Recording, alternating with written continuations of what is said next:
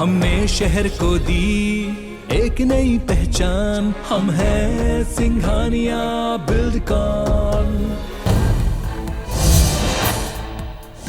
Ukraine संकट के बीच अमेरिकी राष्ट्रपति जो बाइडेन ने यूएस कांग्रेस को संबोधित किया। इस दौरान उन्होंने कहा कि रूस जिस तरह यूक्रेन पर हमला कर रहा है यह विश्व शांति के लिए खतरा है। रूस ने बिना किसी उकसावे के यूक्रेन पर हमला किया है। अमेरिका यूक्रेन के साथ है।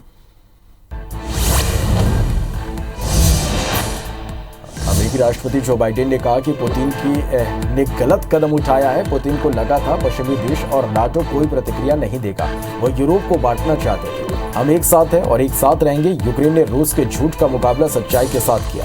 अमेरिका की सेना रूस के साथ भिड़ेगी नहीं, लेकिन रूस को मनमानी नहीं करने दी जाएगी। दिल्ली हवाई अड्डे पर यूक्रेन से लौट रहे भारतीय छात्रों का केंद्रीय मंत्री डॉक्टर जितेंद्र सिंह ने स्वागत किया। इस दौरान छात्रों ने हाथ में भारत का झंडा लेकर भारत माता की जय के नारे लगाए। इस दौरान जितेंद्र सिंह ने कहा कि यूक्रेन से लगभग 220 बच्चे वापस आए हैं। हमने सबसे पहले बच्चों की उनके माता पिता से बात कराई। इन सभी बच्चों को थोड़ा समय लगेगा यह विश्वास करने में कि वो भारत वापस लौट चुके हैं। देश में जानलेवा कोरोना वायरस महामारी के मामलों में आज बढ़ोतरी दर्ज की गई। देश में पिछले 24 घंटे में कोरोना वायरस के 7,554 नए केस सामने आए और 223 लोगों की मौत हुई। कल 6,915 मामले और 180 मौत दर्ज की गई थी। देश में अब एक्टिव मामलों की संख्या घटकर 85,680 हो गई है। वहीं इस महामारी से जान गंवाने वालों की संख्या बढ़कर 5,14,246 हो गई है। राष्ट्रव्यापी टीकाकरण मुहिम के तहत अभी तक कोरोना वायरस रोधी टीकों की करीब 177 करोड़ से ज्यादा खुराक दी जा चुकी है। कल 8,55,862 डोज दी गई, जिसके बाद अब तक वैक्सीन की 177 करोड़ 79,92,977 डोज दी जा चुकी है। यूक्रेन संकट के बीच अमेरिका राष्ट्रपति जो बाइडेन ने यूएस कांग्रेस को संबोधित किया। इस दौरान उन्होंने कहा कि रूस जिस तरह यूक्रेन पर हमला कर रहा है वह विश्व शांति के लिए खतरा है। रूस ने बिना किसी उकसावे के यूक्रेन पर हमला किया। अमेरिका यूक्रेन के साथ है। अमेरिकी राष्ट्रपति जो बाइडेन ने कहा पुतिन ने गलत कदम उठाया। पुतिन को लगा था कि पश्चिमी देश और नाटो कोई प्रतिक्रिया नहीं देगा, वो यूरोप को बांटना चाहते थे। हम एक साथ हैं और एक साथ रहेंगे। यूक्रेन ने रूस के झूठ का मुकाबला सच्चाई के साथ किया। अमेरिका की सेना रूस के साथ भिड़ेगी नहीं, लेकिन रूस को मनमानी नहीं करने दी जाएगी। अमेरिका राष्ट्रपति जो बाइडेन ने कहा कि रूस को थोड़ी भी जानकारी नहीं है कि वह क्या करने वाले हैं। पुतिन का अनुमान गलत है कि वो यूक्रेन को कुचल देंगे। यूक्रेन के लोगों ने रूस को कड़ा जवाब दिया है। रूस की आर्थिक व्यवस्था तबाह हो गई है। हम रूस पर आर्थिक प्रतिबंध लगा रहे हैं। यूक्रेन को $1 अरब की मदद देंगे। अमेरिकी राष्ट्रपति जो बाइडेन ने कहा कि रूसी विमानों के लिए अमेरिका का एयर स्पेस बंद कर दिया गया। हम नाटो की एक एक इंच जमीन की रक्षा करेंगे। पुतिन आज इतने अलग थलग पड़ चुके हैं जितने पहले कभी नहीं थे। आज 27 देश यूक्रेन के साथ है। रूसी शेयर बाजार में 40% की गिरावट है। अमेरिकी राष्ट्रपति जो बाइडेन ने कहा कि यूक्रेनियन साहस के साथ लड़ रहे हैं। पुतिन को युद्ध के मैदान में लाभ हो सकता है, लेकिन उन्हें लंबे समय तक इसकी कीमत चुकानी पड़ेगी। इस वक्त का जब इतिहास लिखा जाएगा तो उस पर यूक्रेन के खिलाफ छेड़ी गई जंग की वजह से रूस को कमजोर और बाकी दुनिया को ताकतवर बताया जाएगा। अंतर्राष्ट्रीय कोर्ट 7 और 8 मार्च को यूक्रेन रूस संकट पर सार्वजनिक सुनवाई करेगा। इंटरनेशनल कोर्ट ऑफ जस्टिस ने प्रेस विज्ञप्ति जारी कर इसकी जानकारी दी है। इसमें कहा गया कि अंतिम उपायों के संकेत के लिए सुनवाई यूक्रेन द्वारा प्रस्तुत अनुरोध को समर्पित होगी। रूस और यूक्रेन के बीच जंग मंगलवार को लगातार 6वें दिन भी जारी रहा। इस बीच यूक्रेन के राष्ट्रपति जेलेंस्की ने अमेरिका के राष्ट्रपति जो बाइडेन के साथ फोन पर बातचीत की। उन्होंने बताया कि इस दौरान रूस विरोधी प्रतिबंधों और यूक्रेन की रक्षा सहायता पर चर्चा हुई। चर्चा में जो बाइडेन ने यूक्रेन की तरफ से मदद करने का भरोसा दिया। जंग के बीच रूसी सेना का 64 किलोमीटर का सैन्य काफिला राजधानी कीव की ओर जाता दिखाई दिया। मामले में अमेरिका की एक निजी कंपनी ने कहा कि सैटेलाइट तस्वीरों में यूक्रेन की राजधानी कीव के उत्तर में एक रूसी सैन्य काफिला दिखाई दिया है, जो लगभग 64 किलोमीटर तक फैला है, जो पहले बताया गया 27 किलोमीटर के काफिले से काफी लंबा है। जंग के बीच रूस राजधानी कीव पर खार्किव समेत कई प्रमुख शहरों को निशाना बनाया जा रहा है। रूसी फोर्सेस ने राजधानी कीव के टीवी टावर पर मिसाइल अटैक किया। इस हमले में 5 लोगों की मौत हो गई और 5 लोग घायल हैं। रूस ने यहूदियों के नरसंहार की याद में बनाए गए केविन यार हेलीकॉप्टर मेमोरियल सेंटर पर भी हवाई हमला किया है। पोलैंड के वार्सो में भारतीय दूतावास ने यूक्रेन में फंसे भारतीय नागरिकों के लिए तत्काल सलाह जारी कर कहा कि भारतीय पोलैंड में जल्द प्रवेश के लिए वोलोडिमिर सीमा से यात्रा कर सकते हैं। वो सीमा में चेक पॉइंट के जरिए जल्द से जल्द आ सकते हैं। यूक्रेन संकट के बीच अमेरिकी राष्ट्रपति जो बाइडेन ने यूएस कांग्रेस को संबोधित किया। इस दौरान उन्होंने कहा कि रूस जिस तरह यूक्रेन पर हमला कर रहा है यह विश्व शांति के लिए खतरा है। रूस ने बिना किसी उकसावे की यूक्रेन पर हमला किया है। अमेरिका यूक्रेन के साथ है। अमेरिकी राष्ट्रपति जो बाइडेन ने कहा कि पुतिन ने गलत कदम उठाया। पुतिन को लगा था कि पश्चिमी देश और नाटो कोई प्रतिक्रिया नहीं देगा। वो यूरोप को बांटना चाहते थे। हम एक साथ हैं और एक साथ रहेंगे। यूक्रेन ने रूस के झूठ का मुकाबला सच्चाई के साथ किया। अमेरिका की सेना रूस के साथ भिड़ेगी नहीं, लेकिन रूस को मनमानी करने नहीं दी जाएगी। अमेरिकी राष्ट्रपति जो बाइडेन ने कहा कि रूस को थोड़ी भी जानकारी नहीं है कि हम क्या करने वाले हैं। पुतिन का अनुमान गलत है कि वो यूक्रेन को कुचल देंगे। यूक्रेन के लोगों ने रूस को कड़ा जवाब दिया है। रूस की आर्थिक व्यवस्था तबाह हो गई है। हम रूस पर आर्थिक प्रतिबंध लगा रहे हैं। यूक्रेन को $1 अरब की मदद देंगे। अमेरिकी राष्ट्रपति जो बाइडेन ने कहा कि यूक्रेनियन साहस के साथ लड़ रहे हैं। पुतिन को युद्ध के मैदान में लाभ हो सकता है, लेकिन उन्हें लंबे समय तक इसकी कीमत चुकानी पड़ेगी। इस वक्त का जब इतिहास लिखा जाएगा तो उसमें यूक्रेन के खिलाफ छेड़ी गई जंग की वजह से रूस को कमजोर और बाकी दुनिया को ताकतवर बताया जाएगा। अमेरिकी राष्ट्रपति जो बाइडेन ने कहा कि रूसी विमानों के लिए अमेरिका का एयर स्पेस बंद कर दिया गया है। हम नाटो की एक इंच जमीन की रक्षा करेंगे। पुतिन आज इतने अलग थलग पड़ चुके हैं जितने पहले कभी नहीं थे। आज 27 देश यूक्रेन के साथ हैं। रूसी शेयर बाजार में 40% की गिरावट है। अंतर्राष्ट्रीय कोर्ट 7 और 8 मार्च को यूक्रेन रूस संकट पर सार्वजनिक सुनवाई करेगा। इंटरनेशनल कोर्ट ऑफ जस्टिस ने प्रेस विज्ञप्ति जारी कर इसकी जानकारी दी। इस पर कहा गया कि अंतरिम उपायों के संकेत के लिए सुनवाई यूक्रेन द्वारा प्रस्तुत अनुरोध को समर्पित होगी। रूस और यूक्रेन के बीच जंग मंगलवार को लगातार 6वें दिन भी जारी रहा। इस बीच यूक्रेन के राष्ट्रपति जेलेंस्की ने अमेरिका के राष्ट्रपति जो बाइडेन के साथ फोन पर बातचीत की। उन्होंने बताया कि इस दौरान रूस विरोधी प्रतिबंधों और यूक्रेन की रक्षा सहायता पर चर्चा हुई। चर्चा में जो बाइडेन ने यूक्रेन की हर तरह से मदद करने का भरोसा दिया। जेलेंस्की ने यूरोपियन यूनियन की संसद में भावुक होकर भाषण दिया। जेलेंस्की ने कहा कि मेरे देश में जो हो रहा है वो थोपी गई एक त्रासदी है। हमें कोई भी तोड़ नहीं सकता क्योंकि हम यूक्रेनियन हैं। बता दें कि यूक्रेन ने सोमवार को ही यूरोपीय संघ का सदस्य बनने के लिए आवेदन किया था। इसके बाद यूक्रेन की यूरोपियन यूनियन में एंट्री पर औपचारिक मुहर लग गई है। जंग के बीच रूस राजधानी कीव और खार्किव समेत कई प्रमुख शहरों को निशाना बनाया जा रहा। रूसी फोर्सेस ने राजधानी कीव के टीवी टावर पर मिसाइल अटैक किया। इस हमले में 5 लोगों की मौत हो गई और 5 लोग घायल हो गए। रूस ने यहूदियों के नरसंहार की याद में बनाए गए केविन यार होलोकॉस्ट मेमोरियल सेंटर पर भी हवाई हमला किया है। जंग के बीच रूसी सेना का 64 किलोमीटर का सैन्य काफिला राजधानी कीव की ओर जाता दिखाई दिया।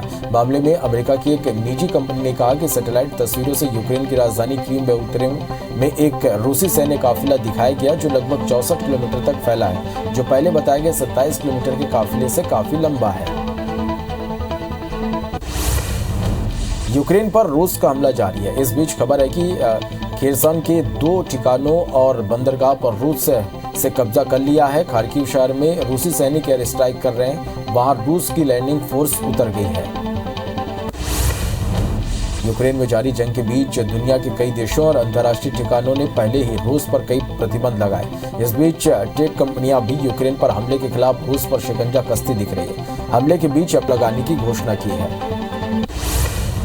केंद्रीय नागरिक उड्डयन मंत्री ज्योतिरादित्य सिंधिया यूक्रेन में फंसे भारतीय नागरिकों को निकालने के प्रयासों की निगरानी के लिए रोमानिया की राजधानी बुखारेस्ट पहुंचे। बुखारेस्ट पहुंचने के बाद सिंधिया ने यूक्रेन से भारतीय नागरिकों की निकासी प्रक्रिया पर हवाई अड्डे पर ही अधिकारियों के साथ बैठक की।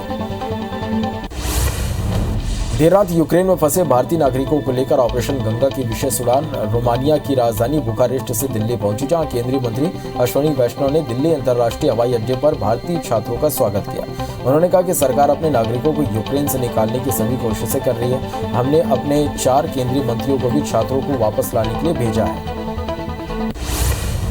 यूक्रेन में फंसे भारतीयों को वापस लाने के लिए हिडन एयरबेस से रोमानिया और हंगरी के लिए 2 भारतीय वायुसेना के विमानों ने उड़ान भरी। ऑपरेशन गंगा के तहत ये विमान अपने साथ खाने पीने के सामान सहित टेंट और जरूरी चीजें लेकर जा रहा है। बता दें कि भारत सरकार लगातार प्रयास कर रही है कि यूक्रेन से जल्द सभी भारतीयों की वापसी हो सके।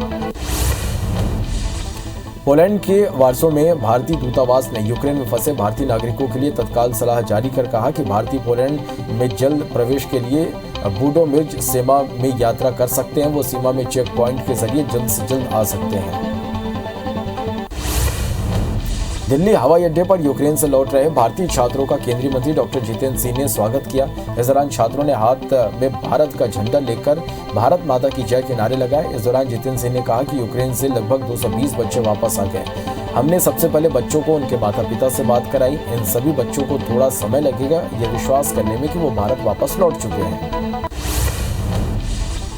दिल्ली में केंद्रीय मंत्री स्मृति ईरानी ने युद्धग्रस्त यूक्रेन से लौटने वाले भारतीय छात्रों का स्वागत किया। उन्होंने कहा कि घर वापस आने पर आपका स्वागत है। आपके परिवार के लोग आपका इंतजार कर रहे हैं। आपको अनुकरणीय साहस दिखाया है। गुना के श्रुति नायक यूक्रेन से लौटने पर पीएम मोदी और राज्य सरकार को धन्यवाद दिया और मीडिया से बात करते हुए वहां की आप बीती सुनाई। श्रुति ने बताया कि यूक्रेन के सोल्जर्स भारतीय छात्रों को पीट रहे हैं और हालात खराब होते जा रहे हैं। अभी भी कई छात्र फंसे हुए हैं। यूक्रेन में फंसे मध्य प्रदेश के छात्रों को लेकर गृह मंत्री नरोत्तम मिश्रा का बयान सामने आया। गृह मंत्री नरोत्तम मिश्रा ने जानकारी दी कि यूक्रेन में प्रदेश के 193 छात्रों ने सरकार से संपर्क किया था, जिनमें से 60 छात्रों को सकुशल मध्य प्रदेश लाया गया। नरोत्तम मिश्रा ने कहा कि अभी छात्र और उनके अभिभावकों से अधिकारी संपर्क कर रहे हैं।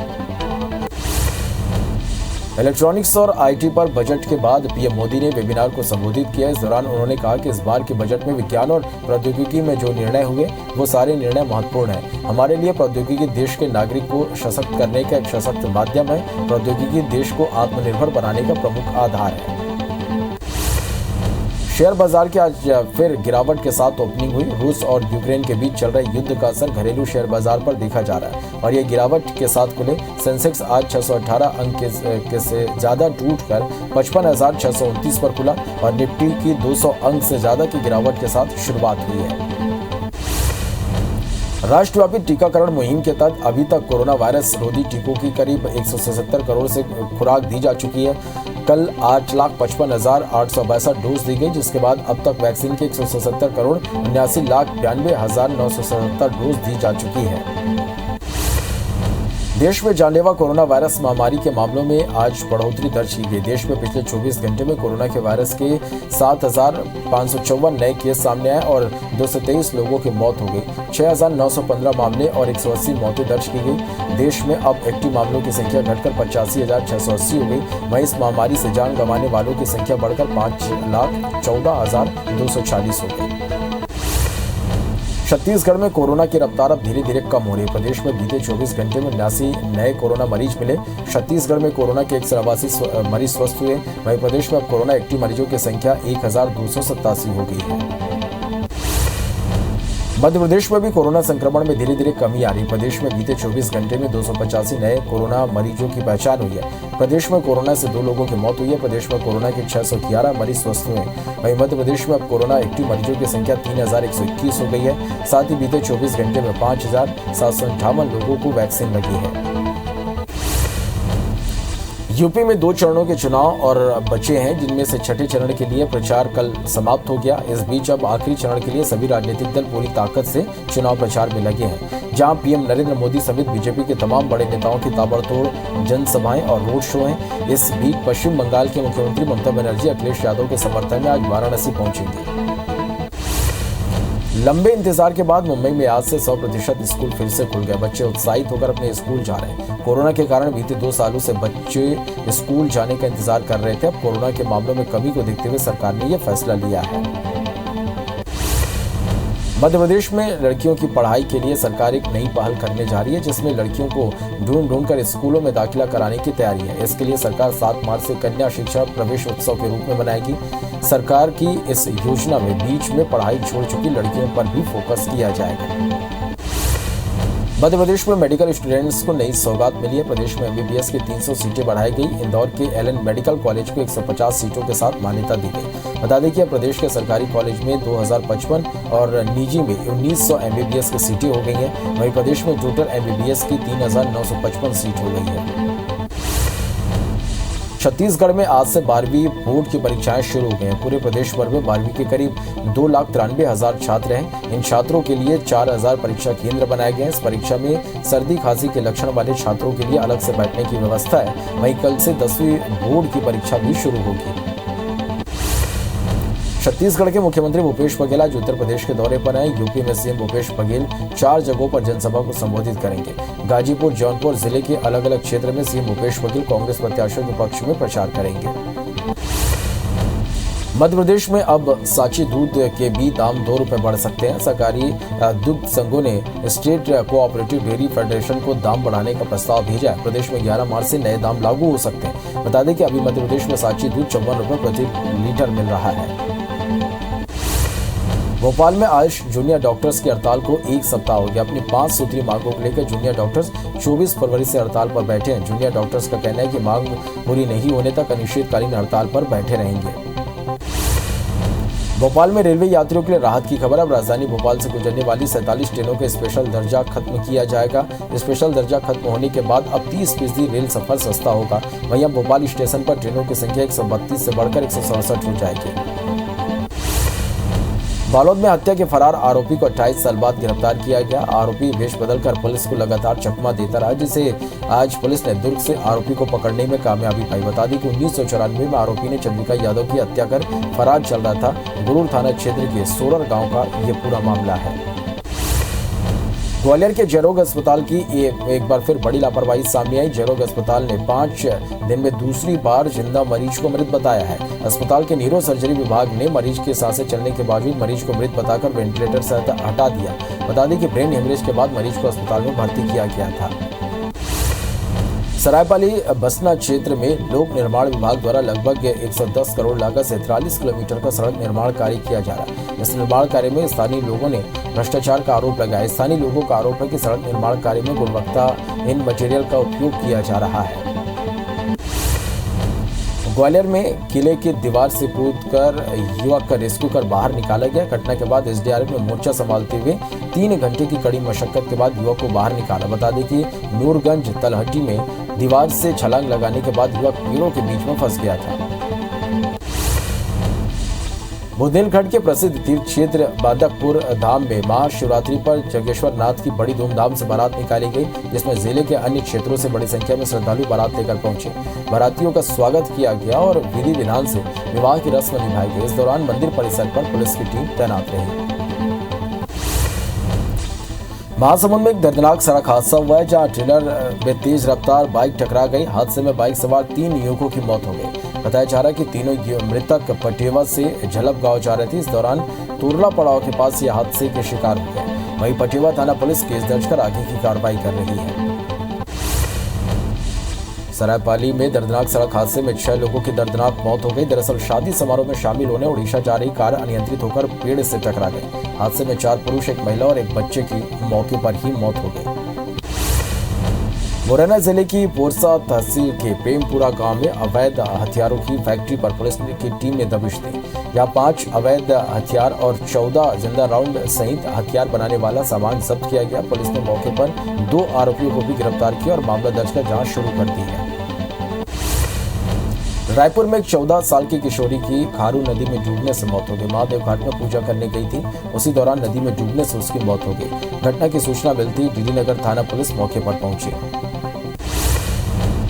कोरिया में हाथियों का आतंक रुकने का नाम नहीं ले रहा। लगातार ग्रामीण इलाकों में हाथियों का दल किसानों की फसलों को नुकसान पहुंचा रहा है। खड़गवा रेंज के देवा डांड बीट में 20 हाथियों के दल को विचरण करते देखा गया। वन विभाग उसी की सतत निगरानी में है।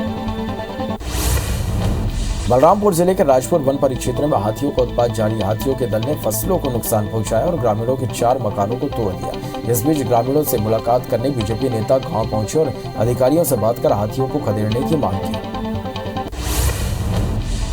कोंडा गांव में कोतवाली पुलिस ने 1 ट्रक गांजे के साथ 2 आरोपियों को गिरफ्तार किया है। जब्त किए गए 1000 किलो गांजे की कीमत करीब 2 करोड़ रुपए बताई जा रही है। दोनों आरोपी दिल्ली के रहने वाले बताए जा रहे हैं। डिंडौरी के निगवानी गांव में एक महिला के साथ गैंगरेप का मामला सामने आया। महिला गांव की एक समारोह में शामिल होने गई थी, जहां उसे अकेला पाकर आरोपी ने घटना को अंजाम दिया। वहीं महिला की शिकायत के बाद पुलिस ने गैंगरेप के 5 आरोपियों को गिरफ्तार कर लिया। मुरैना जिले के कैलारस थाना इलाके की एक निजी मैरिज गार्डन में बैंड बाजे वाले का बारातियों से विवाद हो गया, जिसके बाद देखते देखते लाठी डंडे चलने लगे। मारपीट का वीडियो सोशल मीडिया पर वायरल हो रहा। वहीं घटना की सूचना पर पुलिस की टीम मौके पर पहुंची और मामला शांत कराया। बालोद में तेज रफ्तार स्कूटी से गिरने से 2 युवकों की मौके पर मौत हो गई, जबकि इस हादसे में एक घायल हो गया। बता दें कि यह हादसा बालोद के डोंडी थाने के अवारी मोड़ के पास हुआ, जिसमें स्कूटी अनियंत्रित होकर गिर गई। मुरैना के पोरसा थाने के प्रेमपुरा गांव में अवैध हथियारों की फैक्ट्री पर दबिश के बाद 5 अवैध हथियार 14 जिंदा राउंड बरामद किए गए। इसके साथ ही हथियार बनाने के सामान जब्त किए गए। पुलिस ने मामले में 2 आरोपियों को गिरफ्तार किया है। बलरामपुर के शंकरगढ़ की जगमा मुख्य मार्ग पर आज सवारियों से भरी एक ट्रैक्टर ट्रॉली अनियंत्रित होकर पलट गई, जिसमें 20 लोग गंभीर रूप से घायल हो गए। सभी घायलों को इलाज के लिए सामुदायिक स्वास्थ्य केंद्र में भर्ती कराया गया है। ग्वालियर में बिना विभागीय अनुमति और कार्यदेश के विद्युत लाइन में साइड ब्रैकेट लगाने वालों बिजली कंपनी के ठेकेदार और उसके 2 साथियों के खिलाफ मामला दर्ज किया गया है। बिजली कर्मचारियों ने ठेकेदार से कार्य कराने के लिए दस्तावेज मांगे तो वह नहीं दे पाया, जिसकी शिकायत कर्मचारियों ने थाने में की थी। डोंगरगढ़ में चोरी की अलग अलग घटनाओं में शामिल 4 आरोपियों को पुलिस ने गिरफ्तार किया है। जानकारी के अनुसार शहर के रेलवे स्टेशन, हॉस्पिटल और मुख्य मार्केट से लगातार बाइक चोरी की घटनाएं सामने आ रही थी। इसी कड़ी में पूछताछ के बाद एक घटना में 3 आरोपियों ने चोरी के बाद एक मकान में आग लगाने की बात कबूल की। पन्ना के जिला चिकित्सालय में पत्नी की डिलीवरी कराने आई युवक चोरी का शिकार हो गया। चोरों ने युवक के पास से पर्स से 22,000 रुपए पार कर दिए, जिसमें जरूरी दस्तावेज भी थे। वहीं पीड़ित युवक ने मामले की शिकायत कोतवाली थाने में की है। चोर की पहचान के लिए अस्पताल में लगे सीसीटीवी कैमरे में चेक किया गया तो वह बंद मिला। छुट्टी पर घर आए रहे सेना के एक जवान चोरी का शिकार हो गया। ग्वालियर रेलवे स्टेशन पर ठगों ने मदद का हवाला देकर 60,000 रुपए अपने अकाउंट में डलवा लिए और उनके पर्स भी ले उड़े। जवान को जब ठगी का एहसास हुआ तो उसने मामले की शिकायत थाने में दर्ज कराई, जिसके बाद पुलिस ने दोनों ठगों को यूपी में पकड़ लिया। बालोद के दर्री राजरा स्थित गायत्री शक्तिपीठ परिसर में 56 जोड़ों का विवाह संपन्न हुआ। कार्यक्रम में महिला एवं बाल विकास मंत्री अनिला भेड़िया शामिल हुई, जहां मुख्यमंत्री कन्या विवाह योजना के तहत आयोजित विवाह समारोह में 9 जोड़ों को आशीर्वाद दिया गया। डिंडौरी जिले के कोतवाली थाना क्षेत्र में संदिग्ध परिस्थितियों में एक युवती का शव मिलने के बाद सनसनी फैल गई। सुनसान इलाके में निर्वस्त्र हालत में खून से लथपथ युवती का शव देखकर हत्या की आशंका जताई जा रही। घटना की सूचना मिलने पर एसपी संजय सिंह अपनी टीम के साथ पहुंचे और जांच के निर्देश दिए। धमतरी जिले के रुद्री पुलिस ने गांजे से भरी कार के साथ एक तस्कर को गिरफ्तार किया। मुखबिर की सूचना पर पुलिस की टीम ने नाकाबंदी कर संदिग्ध कार को रोका और ड्राइवर से पूछताछ की। तलाशी लेने पर कार के पीछे 10 पैकेट में करीब 87 किलो गांजा बरामद हुआ, जिसकी कीमत 17,40,000 रुपए बताई जा रही है। डिंडौरी जिले के गाड़ासराई थाना क्षेत्र में स्कूल में छात्रों के बीच हुए एक मामूली विवाद ने बड़ा रूप ले लिया। आरोपी के एक पक्ष ने दबंगाई दिखाते हुए दूसरे पक्ष के घर में घुसकर जमकर मारपीट की और जान से मारने की धमकी दी। मामले की शिकायत मिलने पर पुलिस जांच में जुट गई है। जांजगीर चांपा की बबनी डी पुलिस ने शिक्षिका से स्कूल परिसर में छेड़छाड़ करने वाले आरोपी युवक को गिरफ्तार किया और उसे न्यायिक हिरासत में जेल भेज दिया। आरोपी का नाम राजेंद्र पटेल है, जो बबनी डी के महामाया चौक का रहने वाला है। बलौदाबाजार कोतवाली पुलिस को एक बड़ी सफलता मिली है। कलेक्टर कार्यालय के नाजिर शाखा से चोरी हुए हथियारों में से 7 हथियार और 4 कारतूस बरामद कर लिए गए। इसके पहले 3 हथियार और 8 कारतूस बरामद हुए हैं। मामले में कुल 3 आरोपियों की गिरफ्तारी हुई है। प्रौद्योगिकी आधारित विकास पर वेबिनार को संबोधित करते हुए प्रधानमंत्री नरेंद्र मोदी ने कहा कि हमारी सरकार स्टार्टअप के साथ पूरी मजबूती से खड़ी है। पीएम मोदी ने प्रौद्योगिकी आधारित विकास का जिक्र करते हुए कहा कि तकनीक ही देश को आत्मनिर्भर बनाती है। उन्होंने कहा कि आज इकोनॉमी के क्षेत्र में हमारा विजन डिजिटल इकोनॉमी और फिनटेक जैसे आधार से जुड़ा है। कार्यक्रम को संबोधित करते हुए पीएम मोदी ने कहा कि हमारे लिए तकनीक देश के सामान्य से सामान्य नागरिक को सशक्त करने का माध्यम है। हमारे लिए तकनीक देश को आत्मनिर्भर बनाने का प्रमुख आधार है। इस बार हमारे बजट में सनराइज सेक्टर पर खास जोर दिया गया। आर्टिफिशियल इंटेलिजेंस, जियो स्पेशल सिस्टम, ड्रोन से लेकर सेमीकंडक्टर तक सभी सेक्टर्स आज देश की प्राथमिकता में है। पीएम मोदी ने कहा, आज हम तेजी से घरों का निर्माण कर रहे हैं। Rail, road, water way, optical fibre पर भी निवेश किया जा रहा है। इसमें और गति लाने के लिए गति शक्ति के विजन के साथ हम आगे बढ़ रहे हैं। इस विजन को तकनीक से कैसे मदद मिल सकती है, इस पर हमें काम करना होगा। ज्यादा से ज्यादा मेडिकल उपकरणों का निर्माण भारत में हो और भारत की जरूरत को ध्यान में रखकर हो, इस पर अभी हमें ध्यान देना है। पीएम मोदी ने कहा कि इस बार के बजट में विज्ञान और प्रौद्योगिकी में जो निर्णय हुए हैं वो सारे निर्णय महत्वपूर्ण हैं। हमारे लिए प्रौद्योगिकी देश के नागरिक को सशक्त करने का एक सशक्त माध्यम है। प्रौद्योगिकी देश को आत्मनिर्भर बनाने का प्रमुख आधार है। यूक्रेन संकट के बीच अमेरिकी राष्ट्रपति जो बाइडेन ने यूएस कांग्रेस को संबोधित किया। इस दौरान उन्होंने कहा कि रूस जिस तरह यूक्रेन पर हमला कर रहा यह विश्व शांति के लिए खतरा है। रूस ने बिना किसी उकसावे के यूक्रेन पर हमला किया। अमेरिका यूक्रेन के साथ है। अमेरिकी राष्ट्रपति जो बाइडेन ने कहा कि पुतिन ने गलत कदम उठाया। पुतिन को लगा था पश्चिमी देश और नाटो कोई प्रतिक्रिया नहीं देगा। वो यूरोप को बांटना चाहते थे। हम एक साथ हैं और एक साथ रहेंगे। यूक्रेन ने रूस के झूठ का मुकाबला सच्चाई के साथ किया। अमेरिका की सेना रूस के साथ नहीं भिड़ेगी, लेकिन रूस को मनमानी नहीं करने दी जाएगी। अमेरिका राष्ट्रपति जो बाइडेन ने कहा कि रूस को थोड़ी भी जानकारी नहीं है कि हम क्या करने वाले हैं। पुतिन का अनुमान गलत है कि वो यूक्रेन को कुचल देंगे। यूक्रेन के लोगों ने रूस को कड़ा जवाब दिया है। रूस की आर्थिक व्यवस्था तबाह हो गई है। हम रूस पर आर्थिक प्रतिबंध लगा रहे हैं। यूक्रेन को $1 अरब मदद देगी। अमेरिकी राष्ट्रपति जो बाइडेन ने कहा कि यूक्रेनियन साहस के साथ लड़ रहे हैं। पुतिन को युद्ध के मैदान में लाभ हो सकता है, लेकिन उन्हें लंबे समय तक इसकी कीमत चुकानी पड़ेगी। इस वक्त का जब इतिहास लिखा जाएगा तो उसमें यूक्रेन के खिलाफ छिड़ी गई जंग की वजह से रूस को कमजोर और बाकी दुनिया को ताकतवर बनाया जाएगा। अमेरिकी राष्ट्रपति जो बाइडेन ने कहा कि रूसी विमानों के लिए अमेरिका का एयर स्पेस बंद कर दिया गया है। हम नाटो की एक इंच जमीन की रक्षा करेंगे। पुतिन आज इतने अलग थलग पड़ चुके हैं जितने पहले कभी नहीं थे। आज 27 देश यूक्रेन के साथ हैं। रूसी शेयर बाजार में 40% की गिरावट आई है। अंतर्राष्ट्रीय कोर्ट 7 और 8 मार्च को यूक्रेन रूस संकट पर सार्वजनिक सुनवाई करेगा। इंटरनेशनल कोर्ट ऑफ जस्टिस ने प्रेस विज्ञप्ति जारी कर इसकी जानकारी दी है। इसमें कहा गया अनंतिम उपायों के संकेत के लिए सुनवाई यूक्रेन द्वारा प्रस्तुत अनुरोध को समर्पित होगा। रूस और यूक्रेन के बीच जंग मंगलवार को लगातार छठे दिन भी जारी रहा। इस बीच यूक्रेन के राष्ट्रपति जेलेंस्की ने अमेरिका के राष्ट्रपति जो बाइडेन के साथ फोन पर बात की। उन्होंने बताया कि इस दौरान रूस विरोधी प्रतिबंधों और यूक्रेन की रक्षा सहायता पर चर्चा हुई। चर्चा में जो बाइडेन ने यूक्रेन की तरह हर मदद करने का भरोसा दिया। जेलेंस्की ने यूरोपियन यूनियन की संसद में भावुक होकर भाषण दिया। जेलेंस्की ने कहा कि मेरे देश में जो हो रहा है वो थोपी गई एक त्रासदी है। हमें कोई भी तोड़ नहीं सकता क्योंकि हम यूक्रेनियन हैं। बता दें कि यूक्रेन ने सोमवार को ही यूरोपीय संघ का सदस्य बनने के लिए आवेदन किया था। इसके बाद यूक्रेन की यूरोपियन यूनियन में एंट्री पर औपचारिक मुहर लग गई है। जंग के बीच रूस की राजधानी कीव और खार्किव समेत कई प्रमुख शहरों को निशाना बनाया जा रहा। रूसी फोर्सेस ने राजधानी कीव के टीवी टावर पर मिसाइल अटैक किया। इस हमले में 5 लोगों की मौत हो गई और 5 लोग घायल हो गए। रूस ने यहूदियों के नरसंहार की याद में बनाए गए बेबिन यार होलोकॉस्ट मेमोरियल सेंटर पर भी हवाई हमला किया है। जंग के बीच रूसी सेना का 64 किलोमीटर का सैन्य काफिला राजधानी कीव की ओर जाता दिखाई दिया।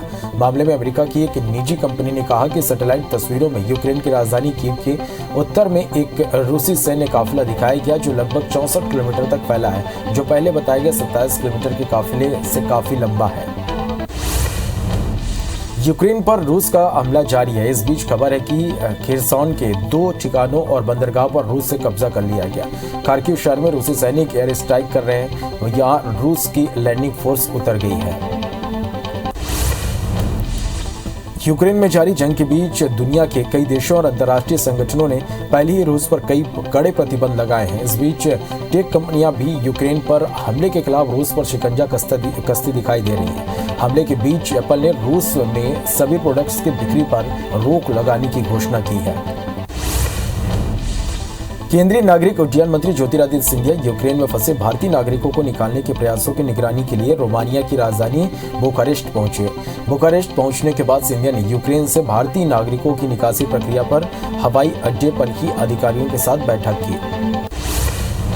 देर रात यूक्रेन में फंसे भारतीय नागरिकों को लेकर ऑपरेशन गंगा की विशेष उड़ान रोमानिया की राजधानी बुखारेस्ट से दिल्ली पहुंची, जहां केंद्रीय मंत्री अश्विनी वैष्णव ने दिल्ली अंतर्राष्ट्रीय हवाई अड्डे पर भारतीय छात्रों का स्वागत किया। उन्होंने कहा कि सरकार अपने नागरिकों को यूक्रेन से निकालने की सभी कोशिशें कर रही है। हमने अपने 4 केंद्रीय मंत्रियों को भी छात्रों को वापस लाने के लिए भेजा है। यूक्रेन में फंसे भारतीयों को वापस लाने के लिए हिंडन एयरबेस से रोमानिया और हंगरी के लिए 2 भारतीय वायुसेना के विमानों ने उड़ान भरी। ऑपरेशन गंगा के तहत ये विमान अपने साथ खाने पीने के सामान सहित टेंट और जरूरी चीजें लेकर जा रहे हैं। बता दें कि भारत सरकार लगातार प्रयास कर रही है कि यूक्रेन से जल्द सभी भारतीयों की वापसी हो सके। पोलैंड में के वार्सा में भारतीय दूतावासों ने यूक्रेन में फंसे भारतीय नागरिकों के लिए तत्काल सलाह जारी कर कहा कि भारतीय पोलैंड में जल्द प्रवेश के लिए बूडो मिर्च सीमा से यात्रा कर सकते हैं। वो सीमा में चेक पॉइंट के जरिए जल्द से जल्द आ सकते हैं। दिल्ली हवाई अड्डे पर यूक्रेन से लौट रहे भारतीय छात्रों का केंद्रीय मंत्री डॉक्टर जितेंद्र सिंह ने स्वागत किया। इस दौरान छात्रों ने हाथ में भारत का झंडा लेकर भारत माता की जय के नारे लगाए। इस दौरान जितेंद्र सिंह ने कहा कि यूक्रेन से लगभग 220 बच्चे वापस आए। हमने सबसे पहले बच्चों की उनके माता पिता से बात कराई। इन सभी बच्चों को थोड़ा समय लगेगा ये विश्वास करने में कि वो भारत वापस लौट चुके हैं। दिल्ली में केंद्रीय मंत्री स्मृति ईरानी ने युद्धग्रस्त यूक्रेन से लौटने वाले भारतीय छात्रों का स्वागत किया। उन्होंने कहा, घर वापस आने पर आपका स्वागत है। आपके परिवार के लोग आपका इंतजार कर रहे हैं। आपने अनुकरणीय साहस दिखाया है। गुना की श्रुति नायक यूक्रेन से लौटने पर पीएम मोदी और राज्य सरकार को धन्यवाद दिया और मीडिया से बात करते हुए वहां की आपबीती सुनाई। श्रुति ने बताया कि यूक्रेन के सोल्जर्स भारतीय छात्रों को पीट रहे हैं और हालात खराब होते जा रहे हैं। अभी भी कई छात्र फंसे हुए हैं। यूक्रेन में फंसी कटनी की छात्रा सुनिधि सिंह की सकुशल घर वापसी हुई। जबलपुर एयरपोर्ट पहुंचने के बाद सुनिधि सिंह को सड़क मार्ग से उनके घर कटनी भेजा गया। बता दें कि यूक्रेन से रोमानिया होते हुए सुनिधि सिंह दिल्ली पहुंचे। दिल्ली से जबलपुर एयरपोर्ट पहुंचने के बाद छात्रा को सड़क मार्ग से घर भेजा गया। यूक्रेन में फंसे इंदौर के आयुष पटेल ने केंद्र सरकार से मदद के लिए गुहार लगाई। इंदौर के युवक ने सभी भारतीयों को सकुशल भारत लाने की सरकार से विनती की। आयुष पटेल ने वीडियो जारी कर बताया कि अभी भी भारतीय छात्र बंकर में रहने को मजबूर हैं। यूक्रेन में फंसे मध्य प्रदेश के छात्रों को लेकर गृहमंत्री नरोत्तम मिश्रा का बयान सामने आया। गृहमंत्री नरोत्तम मिश्रा ने जानकारी दी कि यूक्रेन में प्रदेश के 193 छात्रों ने सरकार से संपर्क किया था। इनमें से 60 छात्रों को सकुशल मध्य प्रदेश लाया गया। नरोत्तम मिश्रा ने कहा कि अभी छात्र और उनके अभिभावकों से अधिकारी संपर्क कर रहे हैं। राष्ट्रव्यापी टीकाकरण मुहिम के तहत अभी तक कोरोना वायरस रोधी टीकों की करीब 177 करोड़ से ज्यादा खुराक दी जा चुकी है। कल 8,55,862 डोज दी गई, जिसके बाद अब तक वैक्सीन के 177 करोड़ 79,92,977 डोज दी जा चुकी है। देश में जानलेवा कोरोना वायरस महामारी के मामलों में आज बढ़ोतरी दर्ज की गई। देश में पिछले 24 घंटे में कोरोना वायरस के 7,554 नए केस सामने आए और 223 लोगों की मौत हो गई। कल 6,915 मामले और 180 मौत दर्ज की गई थी। देश में अब एक्टिव मरीजों की संख्या घटकर 85,680 हो गई है। वहीं इस महामारी से जान गंवाने वालों की संख्या बढ़कर 5,14,246 हो गई। छत्तीसगढ़ में कोरोना की रफ्तार अब धीरे धीरे कम हो रही है। प्रदेश में बीते 24 घंटे में 79 नए केस सामने आए। छत्तीसगढ़ में कोरोना के 189 मरीज स्वस्थ हुए। वहीं प्रदेश में अब कोरोना एक्टिव मरीजों की संख्या 1,287 हो गई। मध्य प्रदेश में भी कोरोना संक्रमण में धीरे धीरे कमी आ रही है। प्रदेश में बीते 24 घंटे में 285 नए कोरोना मरीजों की पहचान हुई है। मध्य प्रदेश में कोरोना से 2 लोगों की मौत हुई है। प्रदेश में कोरोना के 611 मरीज स्वस्थ हुए हैं। वहीं मध्य प्रदेश में अब कोरोना एक्टिव मरीजों की संख्या 3121 हो गई है। साथ ही बीते 24 घंटे में 5758 लोग को वैक्सीन लगी है। जाने माने फिल्म समीक्षक जयप्रकाश चौकसे का निधन हो गया। इंदौर में जयप्रकाश चौकसे ने अंतिम सांस ली।